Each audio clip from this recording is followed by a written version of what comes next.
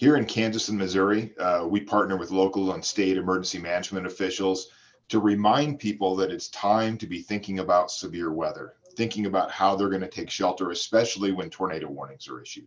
So is this just the National Weather Service in Kansas City that is doing it this week? Nope, this is a statewide effort. There's 7 offices that cover the state of Kansas and 5 that cover the state of Missouri, and all 12 offices are working together to reach out to the citizens. So how did Severe Weather Preparedness Week begin? Was there a bad event that prompted this need to prepare? You're really going into my weather history knowledge here. Honestly, I don't know. I've been in the weather service for 30 years, and we've had severe weather preparedness weeks well before that. So I think it's the recognition has long been there that we need kind of that reminder, that practice before the real thing happens, so that we just respond better. So is it the purpose of this for the general public, but then also for the people that are working on issuing warnings?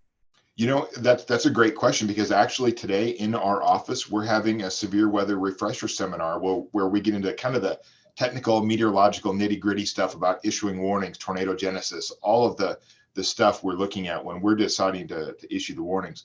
But certainly this week is also for the public.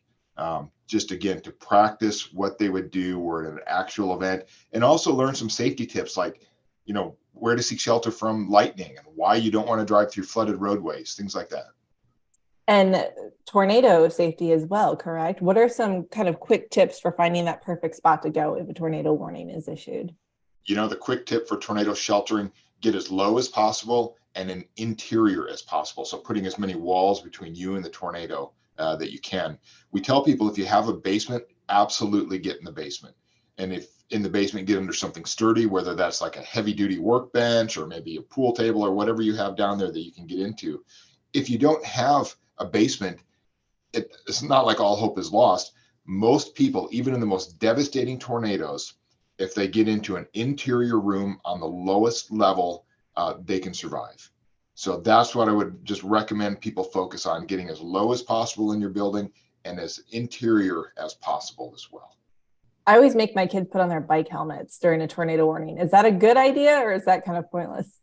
That's a great idea, because it's the flying debris that tends to injure and kill most people. So anything you can do to protect yourself in that sort of environment is absolutely. You can tell them that you're a good mom for doing that, and if they complain about it, yeah.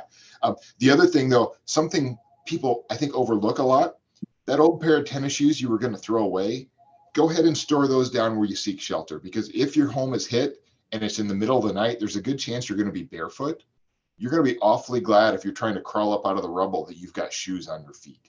It's just a simple thing to do. So just throw them down there. Don't worry about them. They'll be there if you need them. That's a really good tidbit that I wouldn't ever think of. So awesome. All right. Now, weather communication is kind of a big thing right now, just kind of effective weather communication. And something that may be confusing to people is the fact that there are severe weather preparedness weeks that are happening at different times in different places across the country. Is that effective, or do you think it would be more effective to have it all one week? I think it is effective to vary the time by where you're at in the country. We try to do it climatically. So we're just on the eve of our peak severe weather season. So we want to have that refresher before the bulk of our severe weather happens. Down in Florida, I'm sure they have much different time frames that they're dealing with. They're down in Texas, for instance. And certainly I know I used to work in Rapid City, South Dakota. Severe weather up there didn't even begin until June. That would be far too late for us. So I think it is good that we kind of vary the times around the country to try to match when we generally see severe weather occur. Of course, we know severe weather can occur any time of the year, but we're just trying to get ahead of the peak with that reminder of the information. Are you guys working on anything new this year as far as warnings as we enter this season? Anything to look forward to as far as changes to the weather service? For this year, I don't think there's anything, all that earth-shatteringly new.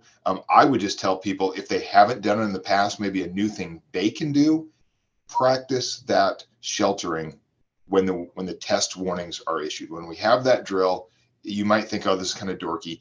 Do it anyway. If you're at work, practice what you do at work with your coworkers. If you're at home, same thing. What if you're in Lowe's or Home Depot or some other big shopping area? What are you going to do there? Maybe if you're there at 10 o'clock this morning, you should ask. And maybe ask teachers at schools as well what the plan is. Absolutely. We have great participation most of our schools absolutely participate in the drill today. They see the value in practicing. Awesome. All right, Andy Bailey, that's all I have. Thank you so much. I appreciate your time.